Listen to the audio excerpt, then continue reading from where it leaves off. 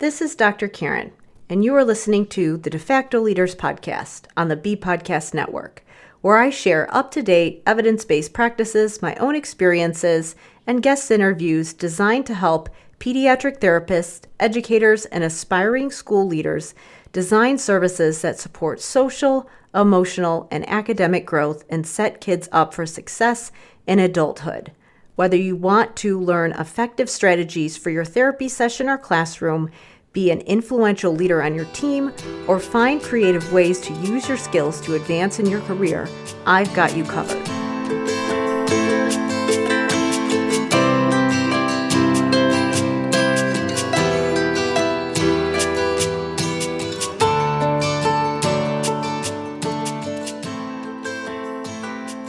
Hey everybody, it's Dr. Karen, and welcome to episode 226 of the De Facto Leaders Podcast on the B Podcast Network.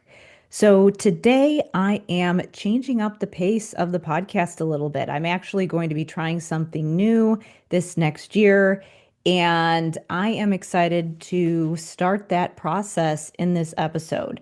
So in the past, I've actually taken a bunch of different directions with the podcast. So I started off, the podcast was in the parenting space, and the name of the podcast was Are They 18 Yet? So if you listen to any of the episodes before November 2022, they actually are called Are They 18 Yet? That is the episode, or that is the podcast title. But I rebranded and named the podcast De Facto Leaders and really made it about leadership, clinical leadership, educational leadership after that point in the process, even though a lot of the topics that I was originally talking about were relevant for that audience. So I've done a number of things over the years. I've had solo episodes. I have shared different Q&A sessions from some of my members groups. And then always I have those guest interviews.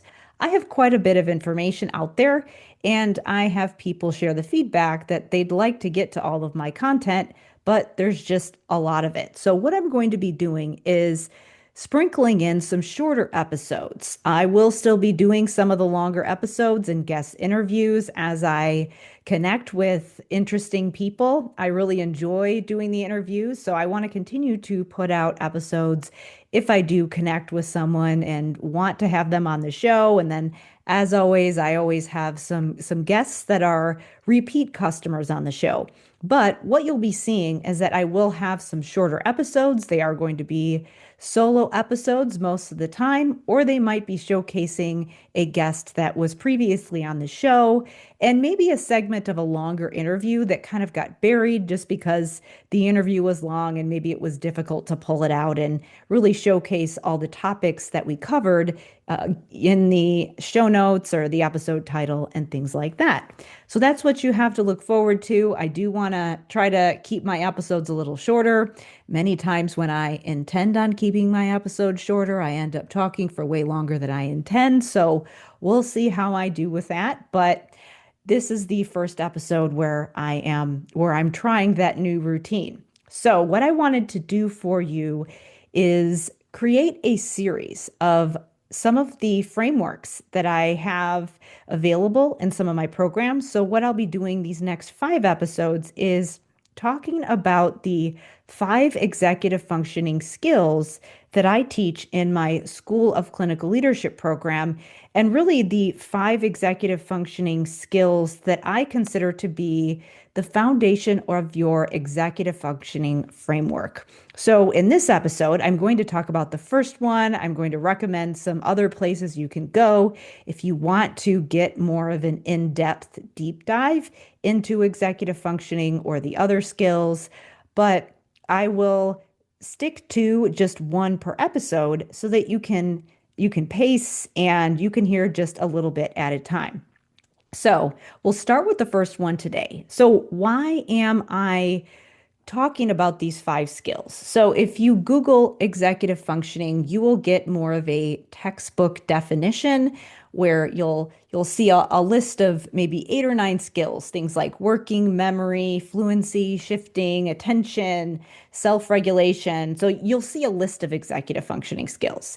And what I found is that while people can understand why those skills are relevant to essentially everything that we might be doing in our day-to-day lives, they have a difficult time figuring out, well, if we have clients, students who are struggling with these skills, how do you actually teach them?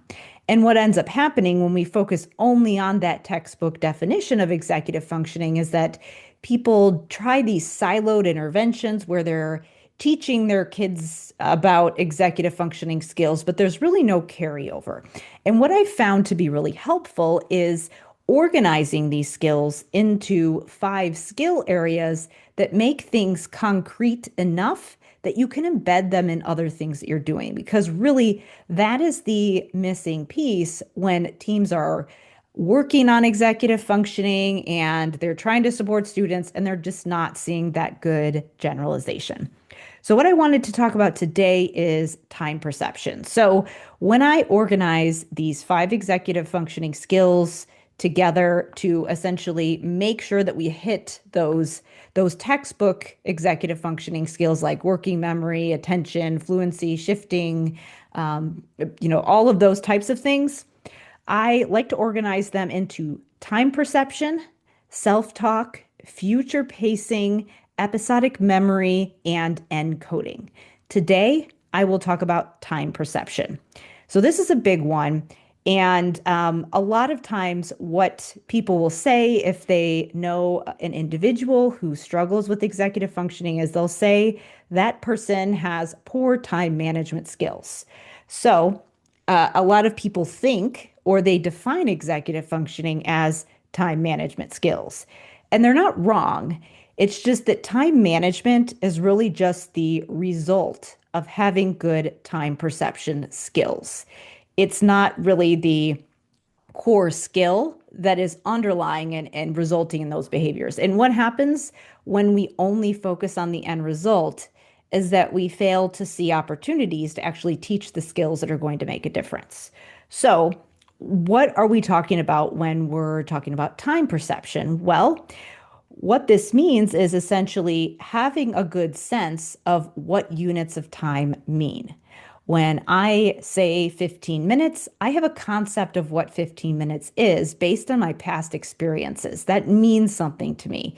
If somebody writes the number 15 with the word minutes after it on a piece of paper, that means something to me when I see those written symbols. I can visualize a clock in my head with that space on it that where you can see that quarter of an hour where I can see what that means. And I can also think of different activities that might take me 15 minutes because I have those past experiences. So it's that abstract concept of what units of time mean. I also know what a year means, a month means, etc. So it's that concept of time. So that's part of it, being able to conceptualize those abstract entities that mean things to people. And if you have ever worked with a student who you tell them, we've got 5 minutes till we need to get your things together, and they seem to not know what you mean and they seem to not be ready in 5 minutes, well, it may be because time perception is something that is still developing for them. So, in addition to being able to conceptualize what 15 minutes is, what you might be able to get done in 15 minutes, it also goes the other way. So, when you have certain things that you need to accomplish, certain goals that you have certain assignments or chores or errands that you need to run, the ability to think about those activities and also input units of time on top of them. In other words, estimate how long they will take based on your sense of time. So that is also time perception. And then finally, it's the ability to feel time passing when you're doing those activities to see if your original estimation of how long something would take is accurate and to be able to adjust accordingly. because many times people might over or underestimate something and how long it will take, which is pretty common if you don't have experience with an activity. I work in a position now where we have to project really long timelines that require lots of coordination between people. And we are constantly adjusting our timelines. So making an estimation and coming back to it and adjusting when we get more information. People with strong executive functioning skills have that sense of, when do I have enough information to be able to accurately predict how long something will take? Typically, the more experience you have with something and the more information you have available to you, and the better you are at taking all of that past information you have, those past experiences, and applying it to the decision that's right in front of you, the better you are at estimating time. And also, what I found is that people with strong executive functioning skills know when they need to communicate to other people, hey, you know what? I don't have enough information to really know how long this will take. And factoring into their schedule how they're going to handle the risk of not knowing whether or not they're going to meet a due date, for example. So there's obviously a number of different ways you can mitigate that risk, which again, risk mitigation is an executive functioning skill, which of course ties closely with time perception skills. So how does this present? If you have a student or students who struggle with time perception, what might you be seeing? Well, one thing that people don't realize, obviously people think, oh, well, they'll probably have a difficult time turning their assignments in. Or if you ask them to go downstairs and get ready, they're probably not going to be ready on time. Or maybe they might, be late for things. Well, that's absolutely true. But what also tends to happen is that not only do they underestimate how long something will take, they might overestimate it as well, which can cause a lot of nervousness and anxiety about those unfamiliar situations. So instead of having the awareness and the forethought to say, you know what, I don't have a lot of information about this experience that I'm going to have. I don't know how long it's going to take. I don't know how to be prepared. I'm not sure, how to communicate that to other people so that I can set expectations. What you might see instead is refusal, or nervousness or avoidance of different activities because of that uncertainty. So I think that that is what people often don't realize when we have students who are refusing work or not getting started. Many times it's because they're not necessarily able to estimate how long it will take. It seems vague and unfamiliar. And so the easiest thing to do in the moment is to avoid it. So improving those time perception skills can ease that anxiety and can help kids get over that hump and be able to engage in some of those tasks that are more difficult. Obviously, there's a lot of strategies that you would need to give them, and it is normal to see some resistance to that. But that is how you get to the point that you feel less anxious about situations and improve your time perception, is that you go through that experience, you have access to different tools that you can use to improve your awareness of time, such as access to things like calendars and analog clocks that show time visually that you can access during the different experiences that you're having. All of those things can be extremely helpful. So that is what we're talking about when we're talking about time perception. So obviously, if you are working on executive functioning and you're thinking about those 8 or 9 skills that typically pop up in the definitions of executive functioning, you can see how time perception can really layer on top of all of those other things. So, where should you go if you want to learn more about time perception and executive functioning? So, I have a number of different places that I can send you if you want to learn more. First, I wanted to talk about a collaboration that I'm doing with a company called Parallel Learning that has a lot of excellent remote job opportunities for speech pathologists and other providers if you're interested in remote therapy opportunities. But I am also partnering with them to do a presentation on executive functioning that is actually available for ASHA CEUs. So that session is happening 6:30 to 8 o'clock p.m. Eastern Time on Thursday, August 14th. It is free and it is for CEUs, which I'm typically not able to do if I'm hosting myself, but because Parallel Learning is hosting this presentation, we are able to offer CEUs. And when I say we, I mean Parallel Learning, and then I am, of course, doing the presentation at the event. So in the presentation, I will be talking about the common mistakes that teams make when supporting executive functioning. And also, I will be talking about a strategy that you can use to improve time perception as well as some of the other executive functioning skills that are going to be so important. So check the show notes for more information about how you can attend that free live virtual event where I will be doing a talk on executive functioning. It's called Executive Functioning Beyond Checklists and Planners. And again, that is Thursday, August 14th, 2025. And I'd love to have you come hang out with me. And then one other place you can go if you want to learn more about how you can support your team in implementing executive functioning support in your building. Check out my free training on how to lead your team in creating an executive functioning implementation plan.